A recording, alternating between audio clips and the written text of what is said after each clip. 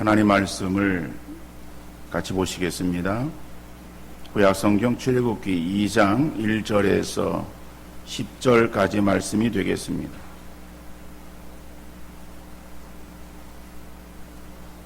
출애굽기 2장 1절에서 10절 말씀 제가 읽어드리겠습니다. 레위 가족 중 한 사람이 가서 레위 여자에게 장가들어 그 여자가 임신하여 아들을 낳으니 그가 잘 생긴 것을 보고 석 달 동안 그를 숨겼으나 더 숨길 수 없게 되매 그를 위하여 갈대 상자를 가져다가 역청과 나무진을 칠하고 아기를 거기 담아 나일 강가 갈대 사이에 두고 그의 누이가 어떻게 되는지를 알려고 멀리 있었더니 바로의 딸이 목욕하러 나일 강으로 내려오고 시녀들은 나일 강가를 거닐 때에 그가 갈대 사이의 상자를 보고 시녀를 보내어 가져다가 열고 그 아기를 보니 아기가 우는지라 그가 그를 불쌍히 여겨 이르되 이는 히브리 사람의 아기로다. 그의 누이가 바로의 딸에게 이르되 내가 가서 당신을 위하여 히브리 여인 중에서 유모를 불러다가 이 아기에게 젖을 먹이게 하리이까. 바로의 딸이 그에게 이르되 가라 하매 그 소녀가 가서 그 아기의 어머니를 불러오니 바로의 딸이 그에게 이르되 이 아기를 데려다가 나를 위하여 젖을 먹이라. 내가 그 삭슬 주리라. 여인이 아기를 데려다가 젖을 먹이더니 그 아기가 자라매 바로의 딸에게로 데려가니 그가 그의 아들이 되니라. 그가 그의 이름을 모세라 하여 이르되 이는 내가 그를 물에서 건져내었음이라 하였더라. 아멘. 어느 의과대학에서 교수가 학생들에게 질문을 했습니다. 한 부부가 있는데 남편은 매독에 걸렸고 아내는 심한 폐결핵에 걸렸다. 이 가정에는 아이가 넷이 있는데 한 아이는 며칠 전에 병으로 죽었고 남은 세 아이들도 결핵으로 누워 있어서 살아날 가망이 거의 없다. 이 심한 폐결핵에 걸려 있는 부인이 현재 임신 중인데 어떻게 하면 좋겠는가? 라고 하는 질문이었어요. 여러분은 이 질문에 뭐라고 대답을 하실지 마음속으로 대답을 한번 해보시기 바랍니다. 한 학생이 손을 번쩍 들고 대답을 했습니다. 낙태 수술을 해야 됩니다. 그때 그 교수는 이렇게 말했습니다. 방금 자네는 베토벤을 죽였네. 이 불행한 환경 가운데서 5번째 아이로 태어난 사람이 그 위대한 악성 베토벤이었어요. 오늘날 의료적 판단으로는 낙태해야 된다라고 결정 내릴지 모를 바로 그러한 그 상황에 출생되어진 그 아이가 음악계의 거성이 되리라고 하는 것, 과연 누가 상상이나 했겠는가? 그러므로 우리 믿음의 사람들은 상황이나 조건을 육신의 눈에 보이는 대로 생각하거나 판단하기보다는 믿음의 눈으로 바라볼 수 있기를 바랍니다. 그리고 어떤 경우에도 희망을 포기하지 않기를 바랍니다. 오늘 본문은 모세의 출생과 어린 시절에 대해서 말씀하고 있습니다. 모세의 출생의 즈음에서는 끔찍한 일들이 행해지고 있었어요. 우리가 지난주에 살펴보았듯이 바로는 명령을 내려서 남자아이가 출생하면은 바로 죽이라. 그리고 여자아이는 그냥 살려두라 라고 하는 명령이 주어졌습니다. 그러나 그러한 엄한 명령이 있었음에도 불구하고 하나님께서는 산파들에게 은혜를 베풀어 주셨고, 산파들은 하나님을 두려워하는 믿음으로 바로의 명령에 순종하며 그것을 따르기보다는 그것을 거부했습니다. 다시 말하면은 아이들을 죽이는 것이 아니라 아이들을 살려 주었어요. 결국 바로는 다시 명령을 내립니다. 아이들을 태어나는 순간 남자이면은 죽이라 하는 그 명령에서 이제는 바꾸어서 남자 아이거든 그 아이를 나일강에다가 버리라 라고 하는 거예요. 사람이 아무리 피덩이지만은 살아있는 생명을 죽인다라고 하는 것은 쉬운 일은 아니었을 거예요. 아마 그래서 이제 조금 유한 정책으로 바꾼 것이 아마 그 아이를, 어린 아이들을 나일강에다가 이제 던지면은 그 뭐 어린 아이들이 던져진 강에서 어떻게 살아날 수 있겠어요. 뭐 그러니까는 아이들을 죽이는 그러한 다른 방법으로 아마 그러한 명령을 내렸을 것입니다. 자, 그러한 그 위기의 상황에서 출생한 그러한 한 아이가 있는데 바로 그 아이가 모세죠. 오늘 본문에서는 모세의 이름이 바로 직접적으로 나오진 않습니다. 그러나 2절 말씀 보면은 그 여자가 임신하여 아들을 낳으니 그가 잘생긴 것을 보고 석 달 동안 그를 숨겼으나 이렇게 말씀하고 있어요. 다시 말하면은 바로의 그러한 그 학살, 그리고 그것이 잘 이행되어지지 않자 아이들을 나일강에 던지라 라고 하는 그러한 명령이 떨어진 바로 그러한 그 상황 속에서 모세가 출생되었음을 알 수 있습니다. 그래서 출생한 그러한 그 아기를 엄마가 안고 보니까는 도무지 그 아기를 버릴 수 없어요. 그래서 이제 그 아이를 품에 안고 석 달 동안을 기르게 됩니다. 그런데 그 엄마가 아이를 보았을 때에 그 아이가 어떠한 아이였었는가? 오늘 본문에서는 그가 잘생긴 것을 보았다라고 말하고 있어요. 그 아이는 잘생겼다, 잘생긴 아이다 라고 하는 것이죠. 부모가 자녀를 볼 때에 못나고 안 이쁜 아이가 어디 있겠어요.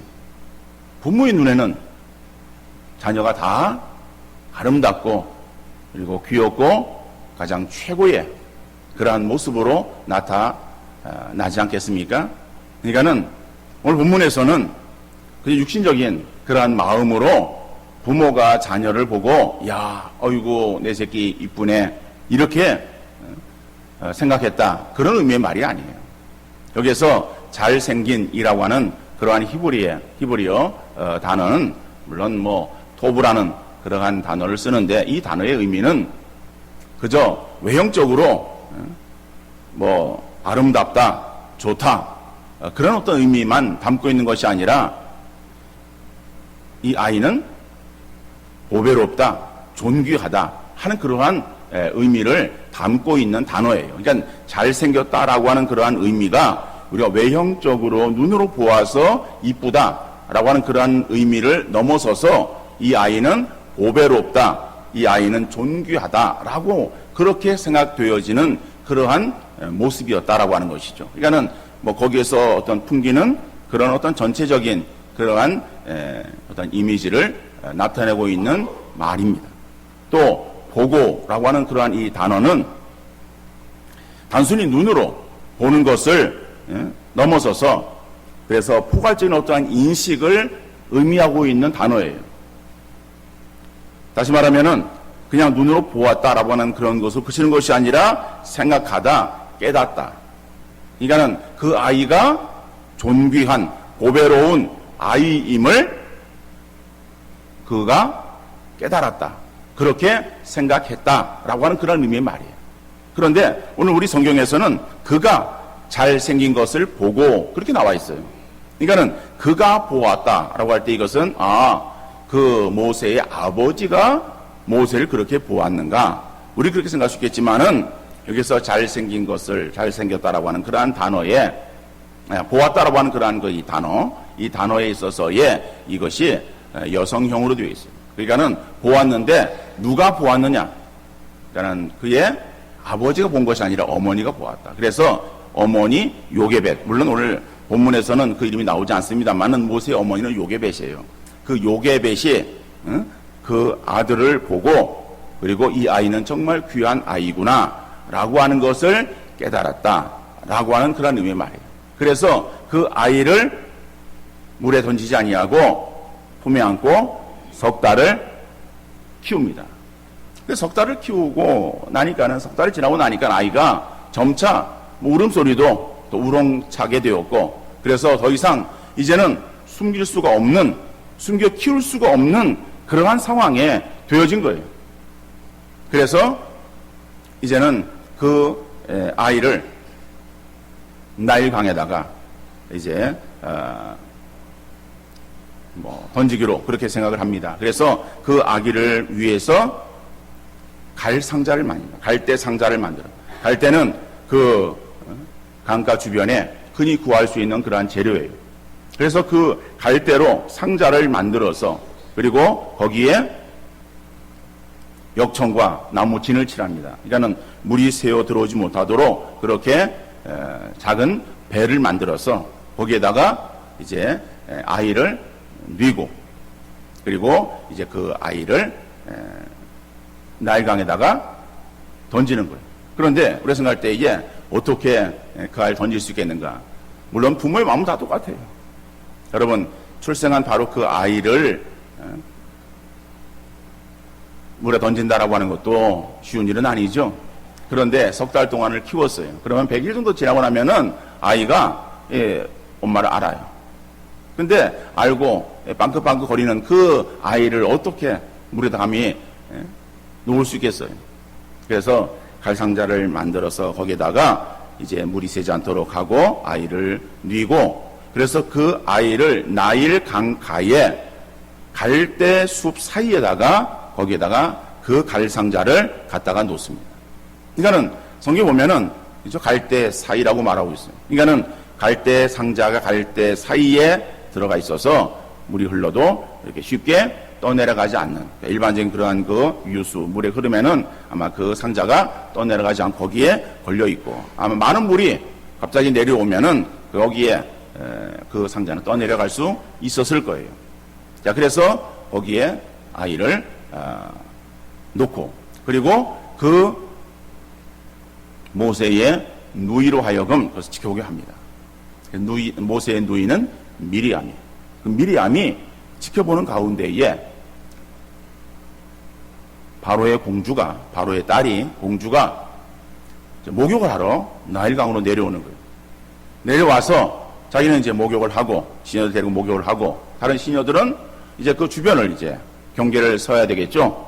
경계를 서는 가운데 한 시녀가 갈대 상자를 발견합니다. 그리고 그것을 이제 가져오게 하고, 그리고 갈대 상자를 열어보니까는 아이가 누워 있어요. 근데 그 아이를 보니까는 히브리인이다 라고 하는 거예요. 히브리인이라고 하는 말은 유대인을 가리키는 말이에요. 유대인을 가리키는 말들이 여러 명칭들이 있습니다.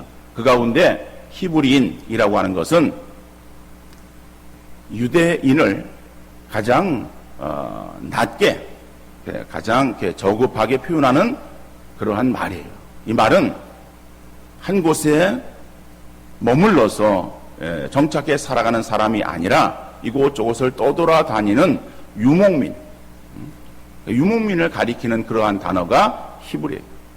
그래서 저 사람은 히브리 사람이다라고 하는 것은 저 사람은 그냥 떠돌이 그냥 유목민이라는 그러한 의미의 말이에요. 그것이 어떠한 유대인들을 가리키는 그러한 원래 어떤 그러한 의미는 아니었어요. 어떠간에 그래서 히브리인이네 라고 생각을 하고, 그리고 이제 그 아이를 이제 안았습니다. 그러니까는 그 광경을 지켜보고 있던 그 모세의 누이 미리암이 이 공주에게 와가지고 이렇게 말합니다. 내가 공주님을 위해서 이 아기를 키울 수 있는 유모를 천거해도 되겠습니까?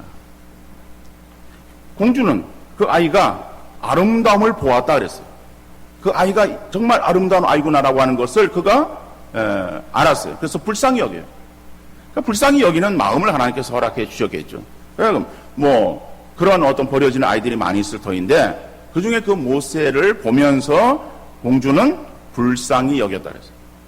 그러니까 불쌍히 여겨서 이 아이를 내가 살려야 되겠다 하는 그런 마음이 공주에게 들어왔겠고, 그럴 때 미리암이 그렇게 와서 이야기하는 소리에 그대로 응합니다. 그래서 데려오라 할 때에 이 미리암은 누굴 데려오는가 하면은 모세의 친엄마, 자기 엄마죠. 친엄마를 데려오는 거예요. 그러니까 친엄마를 데리고 와서 유모로 천거를 합니다. 그러니까는 이 공주가 그 모세의 친엄마인지도 모르고 친엄마에게 그래서 맡기고 젖을 먹이도록 합니다. 근데 우리는 산모가 젖을 먹이면은 잠시 젖을 먹이고 바로 이유식을 합니다. 근데 우리도 그 전에는 오랫동안 젖을 먹였어요. 거의 1년 정도 이렇게 젖을 먹이기도 하고 그런데 이 유대 사회에서는 한 2년 이상 이렇게 젖을 먹였다 그래요. 어떤 간에 그러다 보니까는 지금 이제 그 젖을 먹일 동안에는 그 외부인 그 히브리 사람을 바로의 궁에 아마 들이지 못하고 차라리 그 아이를 데려다가 젖을 먹여서 어느 정도 이제 젖을 뗄 때까지 젖을 먹이도록 하고, 그리고 그 난 다음에 궁으로 들어오게 해서 거기에서 이제 성장할 수 있는 그러한 발판을 마련하게 되었다라고 하는 것이 오늘 본문의 말씀입니다. 오늘 우리가 이 본문의 내용을 우리가 주일학교를 거쳐서 지금 이르게 되어진 우리 성도들은 뭐 주일학교 때부터 들었던 그러한 내용이 모세의 출생의 이야기예요. 그죠?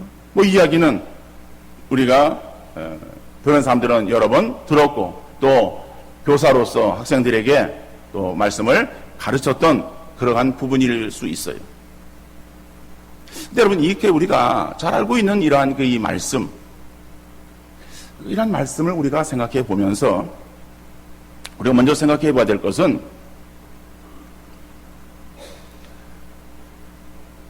사랑하는 것을 우리가 온전히 지키기 위해서는 그것을 내가 소유하는 것이 아니라 하나님께 맡게 된다라고 하는 것을 알 수 있어요. 여러분, 사람들은 자기가 사랑하는 것들은 움켜쥐기를 원해요. 근데 다른 것들은 사람에 따라 다를 수 있습니다. 그런데 자녀는 부모에게 있어서 가장 사랑의 제1우선순위가 될 수 있을 수 있어요. 그렇죠?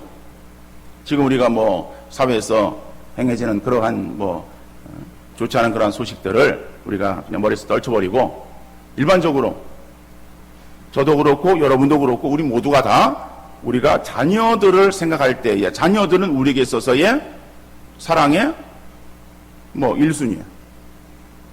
그것이 무슨 나는 내 사랑의 1순위는 내 배우자다 이렇게 말할 수 있겠지만은 그것을 그렇게 따지보다는 어떻든 간에 부모는 자녀를 사랑하는 거예요. 그래서 자녀를 보호해 주기를 원해요. 그리고 부모가 자녀에 대해서는 늘 애틋한 마음을 가지고 있어요. 우리가 잘 알고 있는 그러한 이제 우리가 많이 쓰는 그러한 말들 가운데서 90살 넘은 노모가 70살 되어진 아들에게 어떤 마음을 갖습니까? 불쌍히 여기는 마음을 갖는 거예요. 그렇죠? 여러분, 90 넘은 이 노모 얼마나 참 연약합니까? 자기 몸도 제대로 이렇게 가누지 못하고 움직이지 못하는 그러한 아주 연약한 그러한 가운데 계시지만은, 그러나 그 노모에게는 늘 누구 생각인가 하면은 머리 허연 아들 생각이에요. 그죠? 아들 염려하는 거예요. 아들 걱정하는 거예요. 이게 부모의 마음이에요. 이거는 부모에게 있어서의 자녀라고 하는 것은요, 가장 사랑스러운 존재예요. 그래서 그 사랑스러운 존재를 늘 품에 안고 있기를 원해요. 내놓지를 못하는 거예요. 내놓으면은 깨어질까? 내놓으면은 바람에 날아갈까? 그래서 내놓지 못하고 꼭 품에 안고 있어요. 품에 안고 있는 것이 잘하는 것이냐 생각을 하는 거예요. 여러분, 오늘 본문에서 모세가 출생을 했어요. 출생했을 때에 모세 부모가 모세를 위해서 할 수 있는 가장 최고의 것이 무엇이었겠어요? 그거는 품에 안고 기르는 거예요. 그런데 오늘 본문에서 지금 말씀하고 있듯이 한 석 달 정도 지나고 나면 아이의 울음소리가 달라지잖아요. 그러면 큰 울음소리가 나서 울음소리가 이제 그 담을 넘어가요. 담을 넘어가면은 어떻게 됩니까? 다 알게 되어죠. 그러면은 그 아이가, 어린 아이가 지금 살아있다라고 하는 것이 뭐 발각되어지면은 뭐 그러면은 그 아이가 다시 죽게 되고, 그리고 또 부모들은 뭐 그에 상응하는 벌을 받을 수 있을 것이고, 그렇죠? 그러면은 그 아이가 울음소리가 담을 넘어서 그래 이제는 더 내가 품고 키우지 못할 것이다 라고 생각을 하고서 그 아이를 안고 야반 도주하여서, 그래서 깊은 산속으로 들어가거나 아니면 사람이 없는 한적한 곳에 가서 이제 거기서 몰래 비밀리에 생활을 한다. 여러분, 그러면은 가족이 헤어지진 않겠죠. 그죠? 한 가족이 그냥 거기에서 화목한 그러한 생활을 할 수는 있을 것이다. 그죠? 이게 일반적으로 부모들이 가지고 있는 마음. 그런데 하나님은 사람을 이 땅에 보내실 때에 아무런 의미 없이, 그저 목적 없이 우리를 보내셨겠는가라고 하는 거예요. 여러분, 오늘 본문을 통해서 볼 때에 모세가 출생을 합니다. 근데 모세가 이 땅에 출생되어질 때에 하나님께서는 모세를 향하신 계획이 없었겠는가라고 하는 거예요. 우리 성경을 통해서 쭉 보니까는 우리 성경의 무쇠롭게 전체의 내용들을 다 이렇게 읽어보고, 그 다음에 그 뒤에 나오는 뭐 민수기, 그 다음에 이런 그 말씀들을 다 이렇게 보면은, 그러면은 모세가 이스라엘 백성들을 향해서 행했던 그러한 일들을 우리가 잘 알 수 있어요. 그래서 하나님께서 이 애굽에 지금 뭐 종살이 하고 있는 그러한 그 민족들을 건져내어서 하나님 약속하신 가나안 땅으로 이끌기 위한 도구로 모세를 쓰기 위해서 모세를 하나님께서 이 땅에 보내셨구나 하는 것을 알 수 있어요. 그렇다면은 모세를 이 땅에 목적이 있어서 보내신 하나님을 한다면은 그 하나님은 저와 여러분을 아무런 의미 없이 목적 없이 우리 땅에 우리도 보내셨어요? 아니에요. 하나님 우리를 어떻게 쓰실지, 어떠한 모습으로 쓰실지는 몰라도 저와 여러분을 향하신 하나님의 뜻이 분명히 있음을 여러분들 깨달으시기를 바랍니다. 더 나아가서 여러분의 자식들도 마찬가지예요.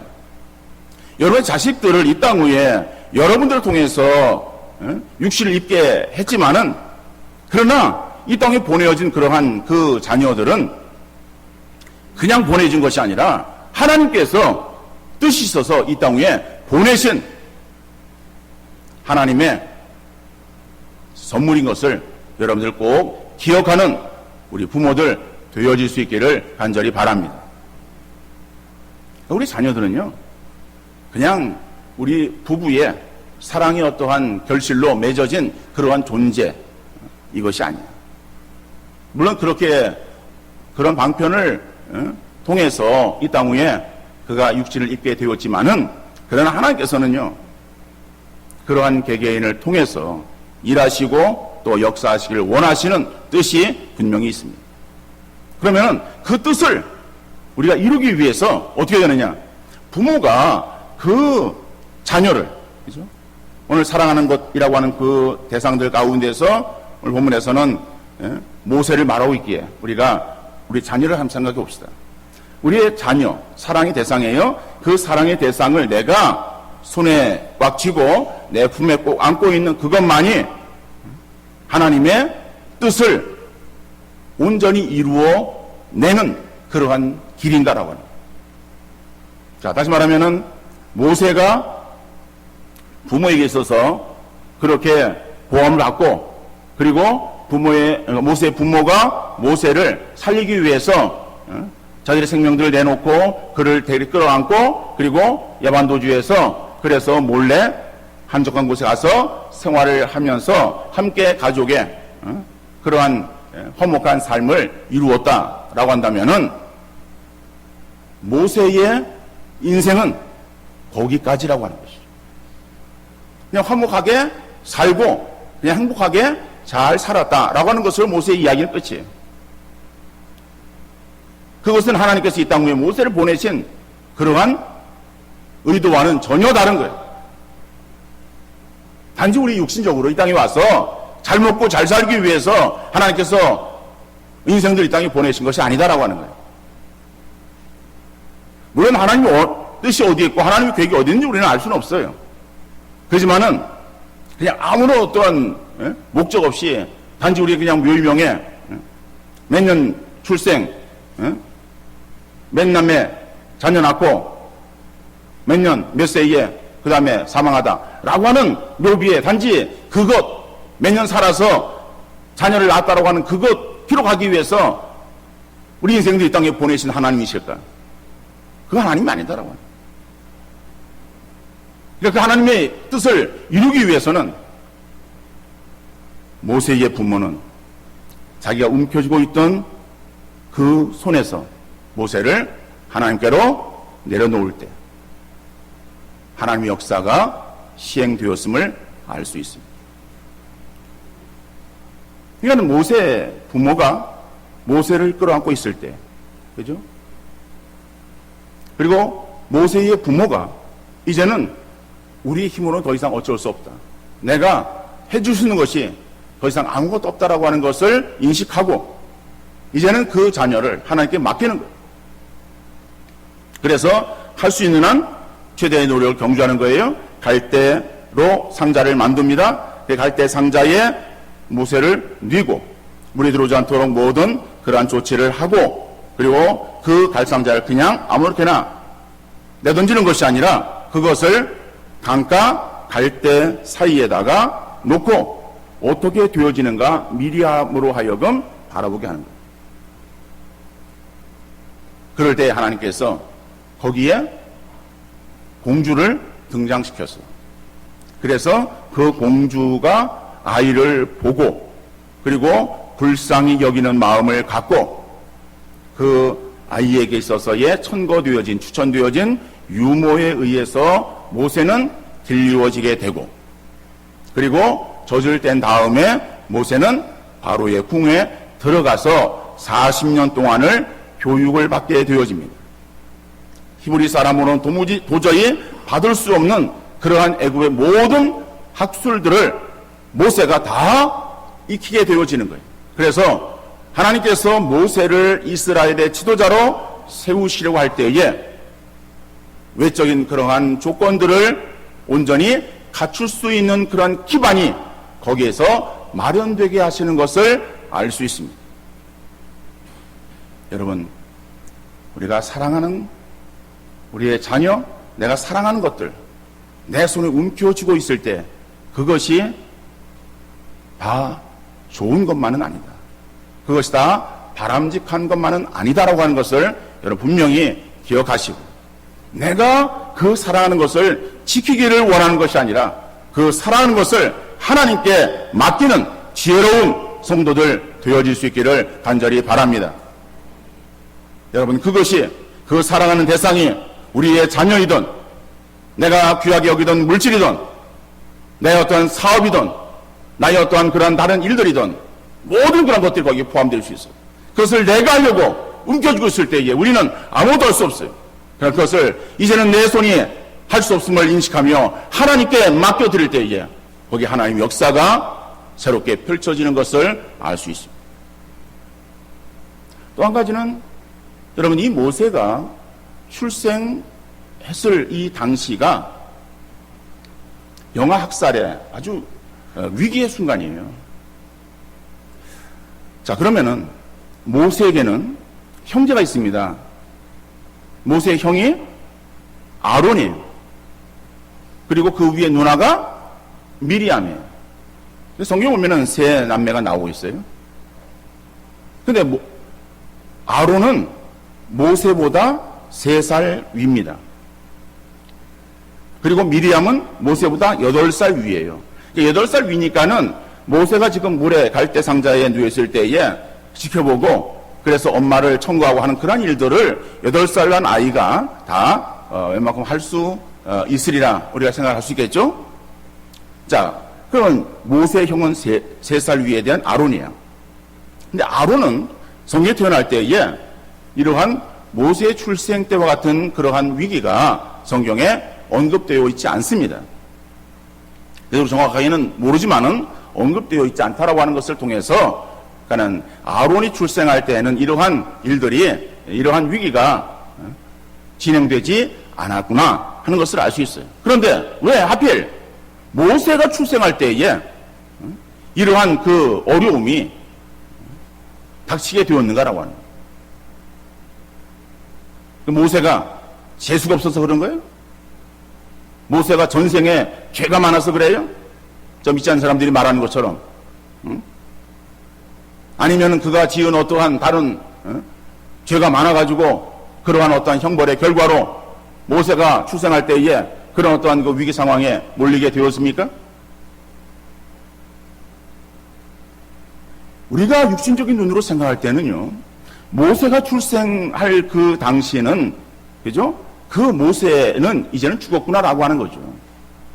모세는 이제는 더 살 수 없는 그러한 그 상황이구나. 어떤 위기의 상황, 고난과 핍박이, 박해가 정말 가중되어진 그러한 그 상황이구나라고 하는 것을 알 수 있어요.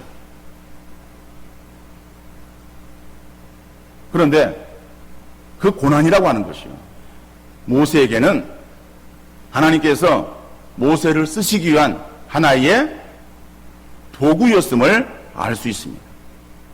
왜 그런가 하면은 여러분 그 히브리 민족이라고 불리웠던, 하지만 그때는 어떤 민족을 이루지 못했어요. 그러니까 정확히 불리워질 명칭이 없어요. 명칭이 없었기 때문에 그냥 유목하는 유목민들이라고 불리워졌던 거예요.